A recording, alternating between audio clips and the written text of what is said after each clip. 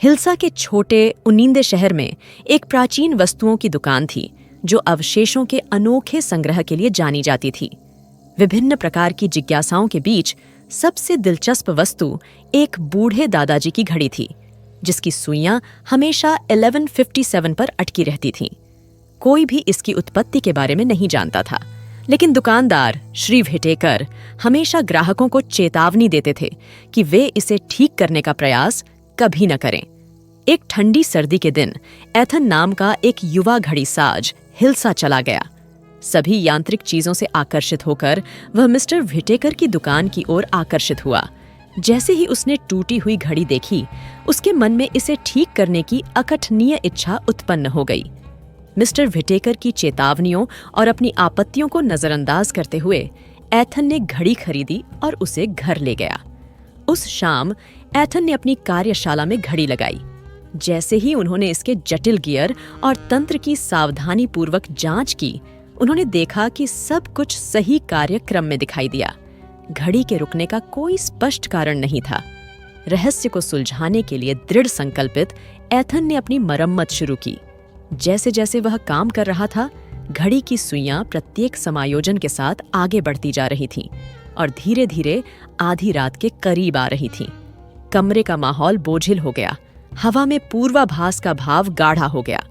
कोनों में परछाइयां स्पंदित और बदलती हुई प्रतीत हुईं, लेकिन एथन ने इसके लिए अपनी थकी आंखों और मंद रोशनी को जिम्मेदार ठहराया। 1159 पर एथन ने आखिरी पेंच कस दिया। घड़ी का पेंडुलम एक स्थिर लय के साथ आगे पीछे घूमता रहता था। अचानक पूरा कमरा बर्फीली ठंडक में डूब गया। लाइटें टिमटिमाती रहीं और फिर बुझ गईं, जिससे एथन अंधेरे में डूब गया। घड़ी की टिक टिक तेज हो गई, जिसकी गूंज पूरे वर्कशॉप में गूंजने लगी। एथन का दिल टिक टिक के साथ तेजी से धड़क रहा था। हर धड़कन आखिरी से ज्यादा जोर से धड़क रही थी। उसके चारों ओर की हवा एक अदृश्य ऊर्जा से गूंज उठी। वह अपनी टॉर्च की ओर बढ़ा, लेकिन वह चालू नहीं हुई। जैसे ही वह इधर उधर टटोलने लगा, अपने बारे में जानने की कोशिश करने लगा, तो घबराहट होने लगी। फिर जैसे ही घड़ी ने आधी रात को बजाया, घर में एक गगनभेदी घंटा गूंज उठा। कमरा चकाचौंध कर देने वाली रोशनी से भर गया था और एथन को लगा कि वह घड़ी की ओर खींचा जा रहा है और बल का विरोध करने में असमर्थ है। प्रकाश तब तक और अधिक उज्जवल होता गया जब तक कि वह सर्वव्यापी न हो जाए। जब रोशनी आखिरकार खत्म हो गई, तो एथन ने खुद को एक अलग जगह पर पाया। कार्यशाला खत्म हो गई। उसकी जगह एक विशाल खालीपन आ गया। केवल एक चीज जो बची थी, वह थी घड़ी, जो अब दूर पर अशुभ रूप से खड़ी थी। एथन को अपने पीछे किसी की उपस्थिति महसूस हुई, ठंडी और द्वेषपूर्ण। वह धीरे धीरे मुड़ा, इस डर से कि वह क्या देखेगा। उसके सामने छाया में लिपटी एक आकृति खड़ी थी। उसकी आंखें अप्राकृतिक रोशनी से चमक रही थीं। आकृति ने ऐसी आवाज में बात की जो समय की गहराइयों से गूंजती हुई प्रतीत होती थी। उन्होंने कहा, आपने अपनी समझ से परे ताकतों के साथ छेड़छाड़ की है। इसके लिए तुम्हें कीमत चुकानी पड़ेगी। एथन ने बोलने, विनती करने की कोशिश की, लेकिन उसकी आवाज उसके गले में फंस गई। छायादार आकृति ने एक हाथ उठाया और उसके चारों ओर का शून्य बंद होना शुरू हो गया। एथन ने आखिरी चीज जो देखी, वह घड़ी थी। उसकी सुइयां बेतहाशा घूम रही थीं, मानो समय ही सुलझ रहा हो।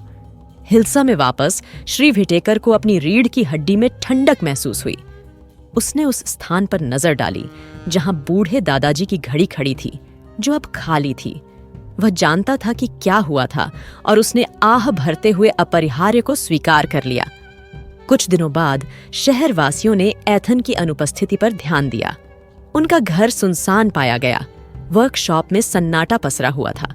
उनके भाग्य का एकमात्र सुराग दादाजी की घड़ी थी, जो प्राचीन वस्तुओं की दुकान में लौटी। उसकी सुइयां एक बार फिर 1157 पर अटक गईं। श्री विटेकर ने उस पर एक चिन्ह लगाया, छुओ मत।